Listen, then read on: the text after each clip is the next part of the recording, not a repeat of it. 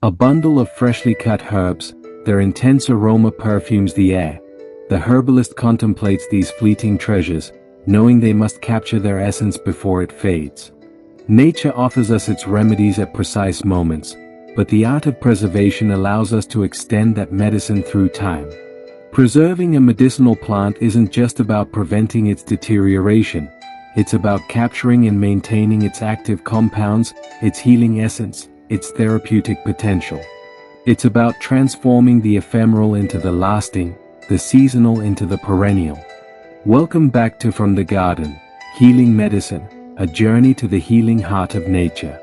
Today, we'll explore the art of preserving medicinal plants, those ancestral techniques that allow us to keep plant-based medicine available beyond its natural time. Drying is perhaps the oldest method of preserving medicinal plants. It's an art that requires patience and attention to detail. Perfect drying preserves both the plant's color and its active principles. An ideal drying space combines good air circulation, absence of direct sunlight, and moderate temperature. Ancient herbalists used attics and well-ventilated lofts, spaces that naturally met these conditions. Humidity is the main enemy during the drying process. An overly damp environment encourages mold growth, which not only damages the plant but can produce dangerous mycotoxins.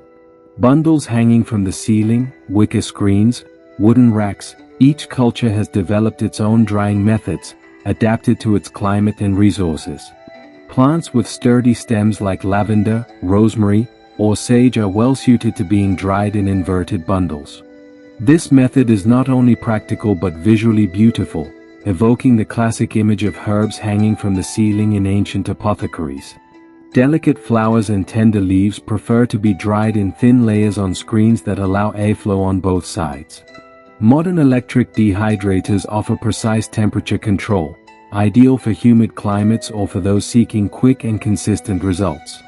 However, recent studies suggest that slow, natural drying may better preserve certain volatile compounds in some aromatic plants.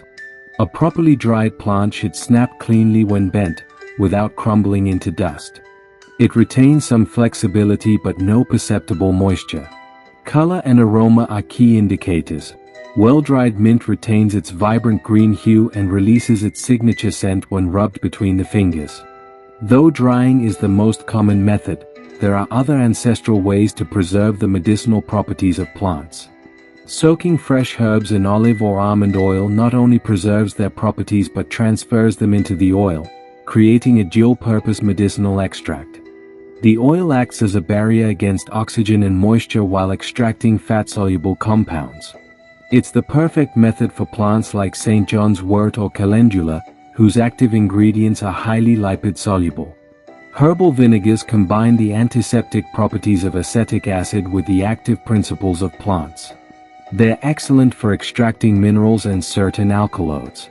In medieval Europe, herbal vinegars were used not only as preservatives and medicines but also as protection against epidemics. The famous Four Thieves vinegar, with rosemary, sage, lavender, and other aromatic herbs, became legendary during the bubonic plague. Honey is an extraordinary natural preservative thanks to its high sugar concentration and antimicrobial properties.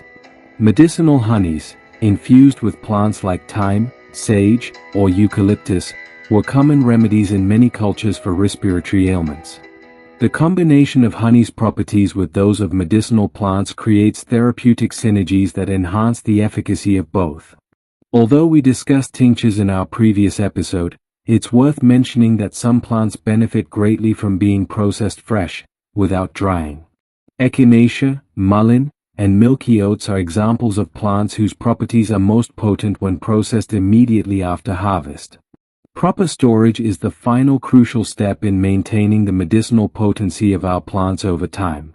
Amber or cobalt blue glass jars aren't just a stylistic choice for herbalists. These colors filter ultraviolet light, the main culprit in degrading many plant compounds. Containers must be tightly sealed to protect plants from oxygen and moisture, but they should be opened periodically to check for mold. Ancient pharmacopoeias recommended specific containers for different herbs: ceramic for roots, glass for leaves, porcelain for flowers, and empirical wisdom we can now explain through the chemical interactions between plant metabolites and storage materials. Accurate labeling is essential. It should include the plant's common and scientific name, the part used, the date of harvest or purchase, and preferably its place of origin. This practice is not only about organization, it's about safety. Many medicinal plants look similar once dried, and a mix-up could have serious consequences. Like all living things, plants have a life cycle that continues even after harvest. Knowing the shelf life of each preparation is essential. Dried leaves and flowers typically retain their properties for 1 to 2 years.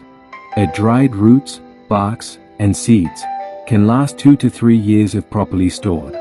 Tinctures maintain their potency for years or even decades. Herbal oils, their shelf life ranges from 6 months to 2 years, depending on the base oil. Learning to recognize when a medicinal plant has lost its potency is a key part of herbal knowledge. Loss of aroma and color are the first signs.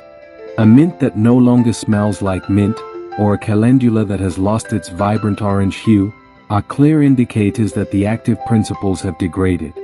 The presence of mold, of course, means the plant must be discarded immediately.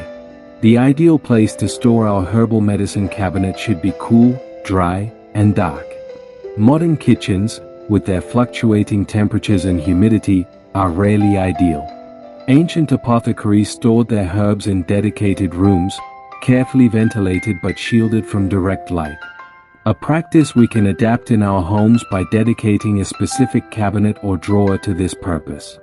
Preserving medicinal plants is a bridge between the fleeting moment of the living plant and the enduring medicine it becomes. It's the art of capturing nature's healing essence and making it available beyond the seasons.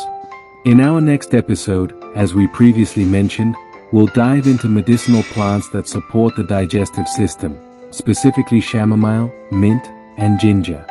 Next time you open a jar of dried herbs or an herbal tincture, remember you are accessing a knowledge and a practice that connects all human cultures across time. The art of preservation not only preserves plants, it preserves wisdom.